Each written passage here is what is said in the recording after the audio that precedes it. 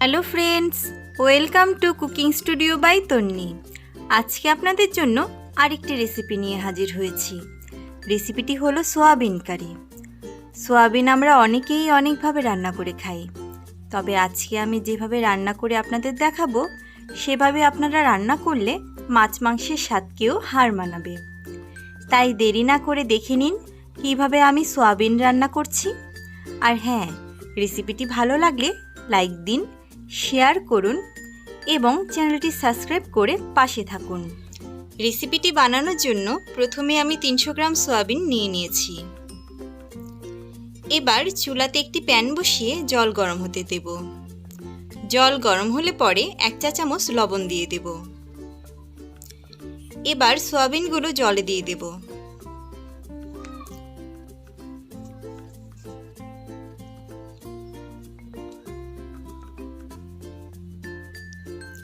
এবার 5 মিনিটের জন্য ঢাকনা দিয়ে সিদ্ধ করে নেব।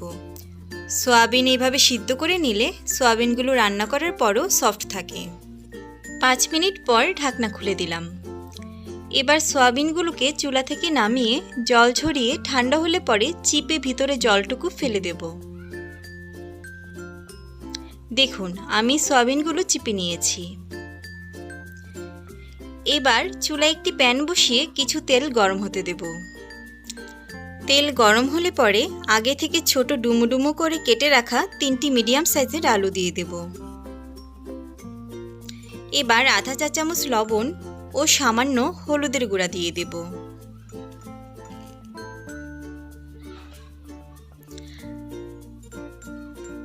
আলুগুলোকে নেড়ে চেড়ে লালচে করে ভেজে নেব। ভাজা হয়ে গেলে নামিয়ে নেব।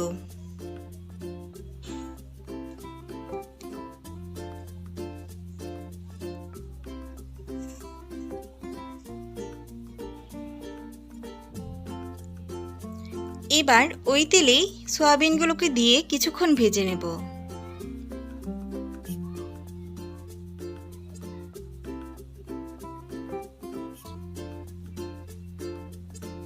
একটু ভাজা হলে পরে সামান্য হলুদের গুঁড়া দিয়ে আরও কিছুক্ষণ ভেজে নেব। হলুদের গুঁড়া দিয়ে ভাজলে সয়াবিনের কালারটা সুন্দর আসে। ভাজা হয়ে গেলে নামিয়ে নেব।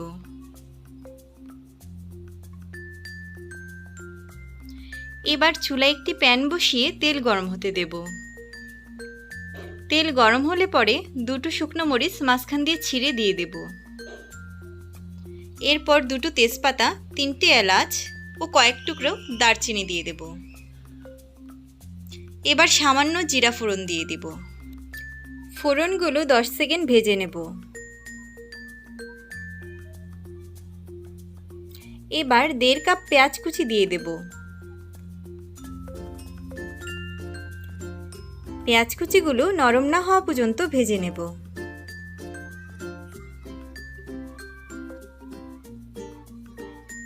এবার 1 চা চামচ আদা বাটা ও 1 চা চামচ রসুন বাটা দিয়ে দেব।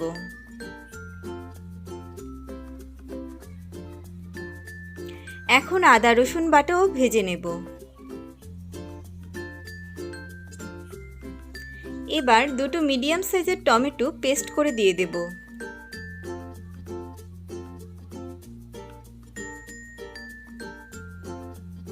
টমেটো পেস্ট কিছুক্ষণ কষিয়ে নেব।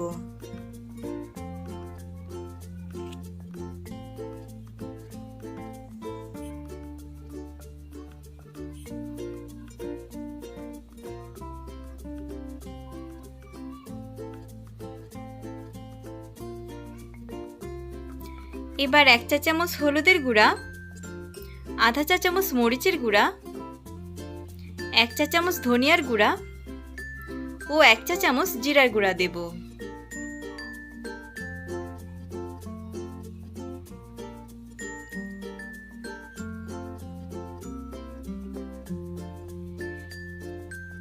এবার মশলাটা নেড়েচেড়ে মিশিয়ে অল্প অল্প করে জল দিয়ে কষিয়ে নেব।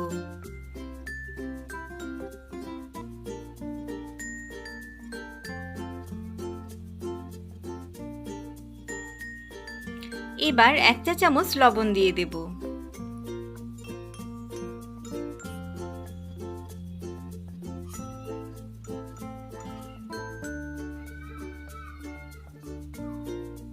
দুটো কাঁচামরিচ মাঝখান দিয়ে চিড়ে দিয়ে দেব।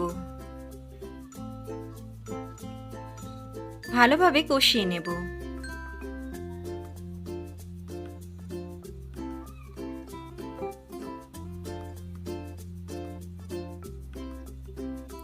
এবার ভেজে রাখা আলুগুলো দিয়ে দেব।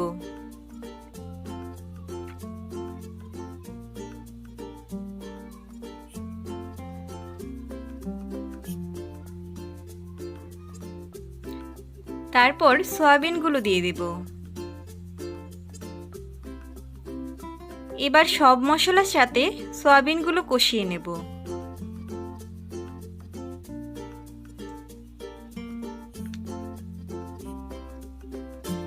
কষানো হলে পরে পরিমাণ মতো জল দিয়ে দেব।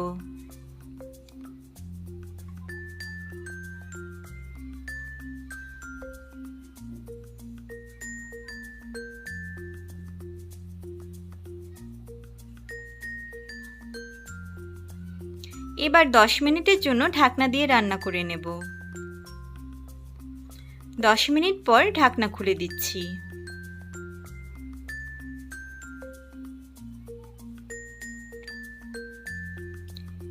এবার আধা চা চামচ গরম মশলার গুঁড়া ও 2 চা চামচ ঘি দিয়ে দেব।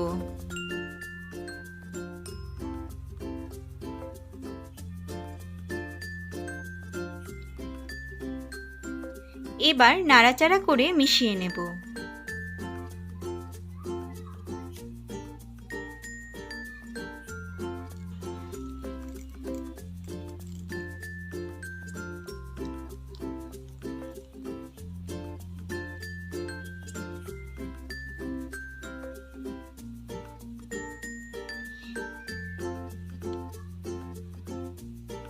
আমার রান্না কমপ্লিট।